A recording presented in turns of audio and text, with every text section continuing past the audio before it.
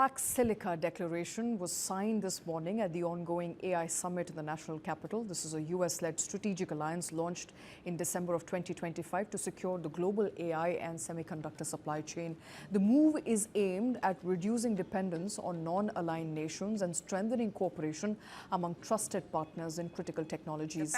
India's entry is expected to significantly boost bilateral ties between New Delhi and Washington, particularly in production of critical minerals, semiconductor manufacturing and the rapidly evolving artificial intelligence ecosystem. This development also comes at a crucial time as India and the United States are working to finalize a proposed trade deal, a deal whose joint statement has already come out, but the contours are still awaited, and stabilize economic ties after a period of strain triggered by tariff imposed by US President Donald Trump.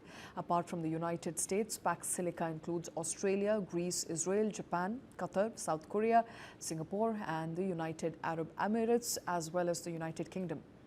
Pax Silica is a US-led strategic initiative. It's focused on securing AI and semiconductor supply chains. It was launched in December of 2025.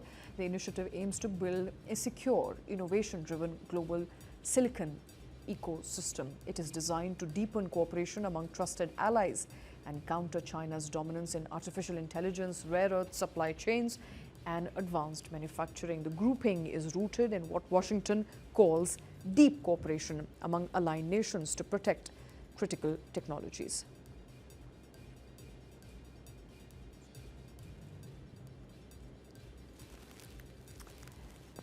And the initiative seeks to secure and diversify global AI and semiconductor supply chains, reduce reliance on any single nation for critical technologies, promote trusted collaboration in advanced manufacturing, build resilient digital infrastructure, foster innovation across member states, and establish a long-term framework for AI-driven economic growth.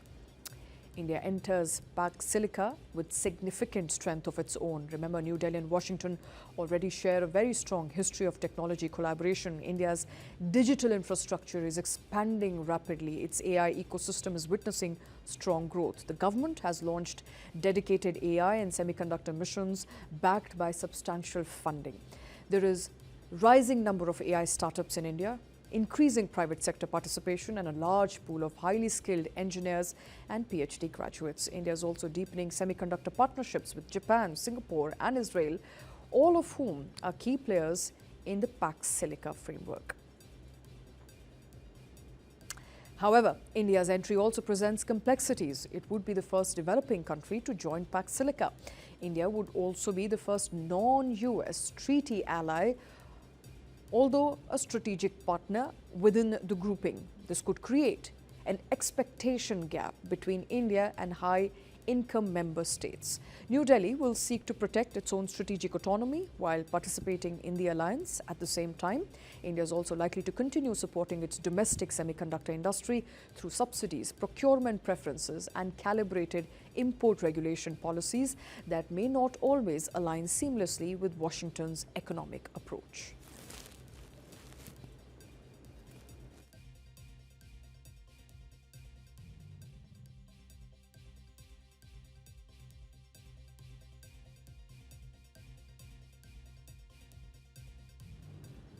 And staying on with India AI Impact Summit, my colleague Kartik Malhotra spoke exclusively to Hessian Minister for Digitization and Innovation. I was also the Managing Director of SAP Labs on India's rising role in shaping the global AI revolution. Take a look. All right, and at the India AI Impact Summit, I'm joined by two power women, if I can have the liberty of calling you that, Dr. Sinimus and, of course, Sindhu Gangadharan. And I think, a big question which is on everybody's mind right now is that it seems it's the US which has the software, as we call it, the models and the large language models advantage, and it is China which is leading the way when it comes to robotics. I want to understand first from you, Minister, you were talking about that robotic wheelchair example in Germany. Eventually, at the cusp of, let's say, India-German relations, is China still going to be a challenge as far as mass-scale manufacturing is concerned? I would say we are the one who are combining the different layers. And I think that is, at the end of the day, the better way for building up an ecosystem. and we need ecosystems even in the AI. So the combination of SMEs, robotics, and AI, I think Europe is better than China. All right, Europe is better, but I'm not sure if Europe can compete with the pace and the cost with which China is going to make robotics. So is that a concern, or is that an opportunity for Europe? It's not always the fastest way the best. I think if you really have that in mind, what we, and I think India will share it with Europe, if we are going forward in having the humans and the benefiting of AI, of the humans in the focus, then we are sometimes faster, but at the end of the day, it's the better quality.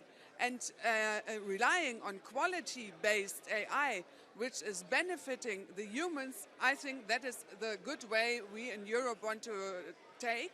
And I think this relying on the values and responsible AI, that's important for the society in Germany and Europe and in India as well. All right, she is talking about humans, and I think, something that you mentioned in your address as well today was humans in the loop. I think the conversation is now moving humans in the loop, humans in the lead, or are humans going to be left to languish? I think the eternal question about jobs, job losses, especially coding jobs, how serious a threat is that, Sindhu, especially as far as India's export advantage goes, which all these years has been IT services? Great question, Karthik, and a very pertinent one and the need of the hour, if you ask me. The way I see it today is when we have the power of many of the large language models which allow us to be extremely fast, extremely productive. I mean, if you just look at some of the solutions which we are using, like GitHub Copilot or any of those, right? The productivity gains are immense. But at the same time, like also what the minister alluded to earlier on, right? What we are kind of doubling down as a nation and as partnerships between Europe and India as well is to look at domain knowledge, right? Because finally we're all solving problems.